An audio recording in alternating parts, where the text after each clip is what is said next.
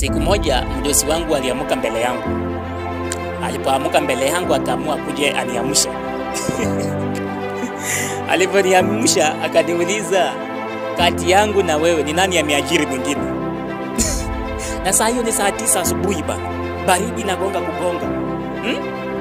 Alafu mdosi anakuja anakuuliza, kati yangu na wewe ni nani ameajiri mwingine? Siku ingine bado nikapewa chakula. Nikafyamba hiyo chakula yote ikaisha. After kumaliza mdosi akakuja akaniuliza, hiyo chakula yote kwani ilikuwa inafaa ukule na siku moja?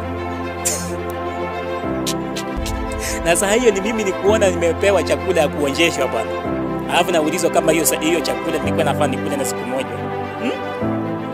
Bado siku ingine nikaambiwa niende nikalime. Nikaonyeshwa mahali pa kulima. Nikalima almost 6 hours. Baadaye mdosi akakuja kutembelea kwa hiyo shamba akanipata bado na nilima.